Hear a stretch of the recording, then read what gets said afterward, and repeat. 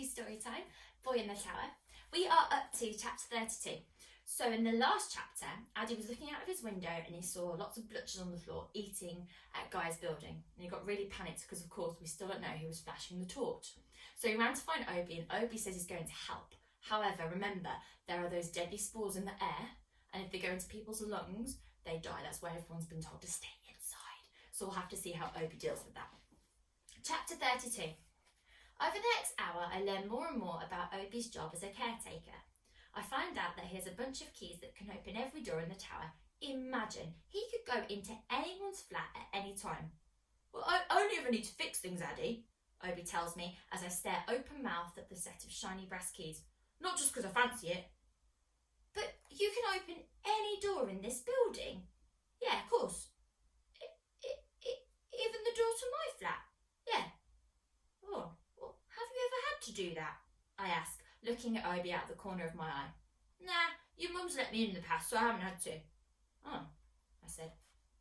How's your mum doing? Obie says, quietly and quickly. She's all right, I say. It's okay, Addie, as long as I know she's all right.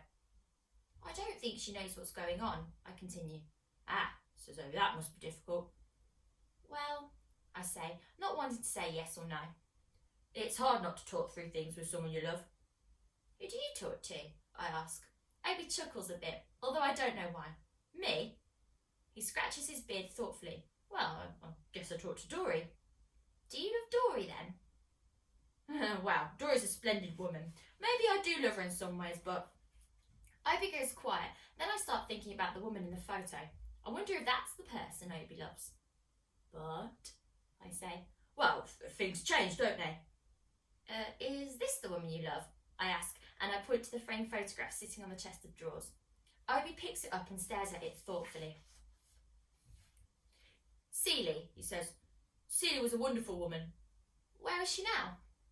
Obie looks at me sharply and puts the frame back onto the chest so violently that it falls over on its face. He has to pick it up and stand it back up again properly. She left, he says simply.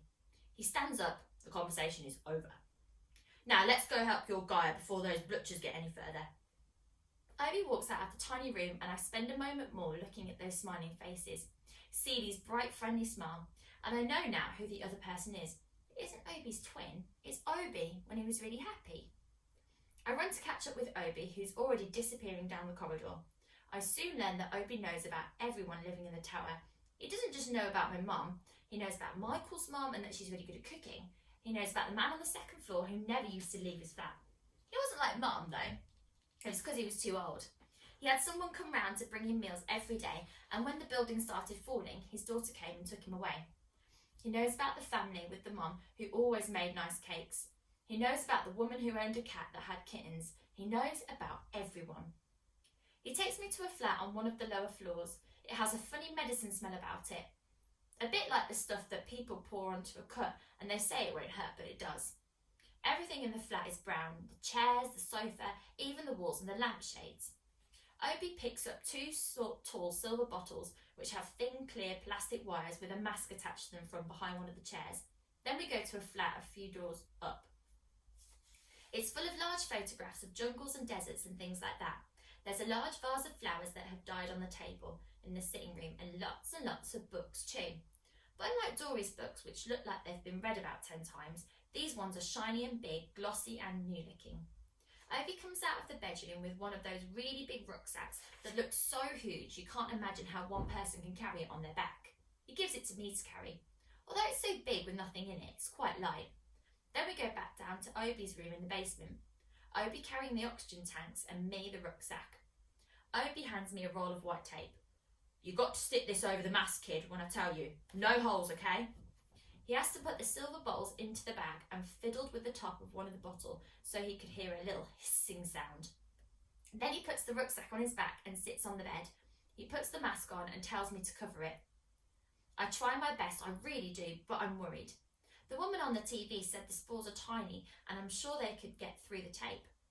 When I'm done, Obie takes a scarf out of his drawer and wraps that around his face as well, so you can just about see his eyes, but that's all.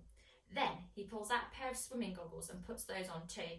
He looks mad, but he says, you can't be too careful, and I agree. Wait in Dory's flat for me. Don't come downstairs whatever you do. Promise me, Addie? I might let Spores into the tower when I go out, so you must wait with Dory. Okay, I say, good luck. But it doesn't seem enough to just say that, because what I'm thinking is, please, please be all right. Please, please come back. Please save Gaia. And I'm thinking that Obie is the bravest man I have ever met.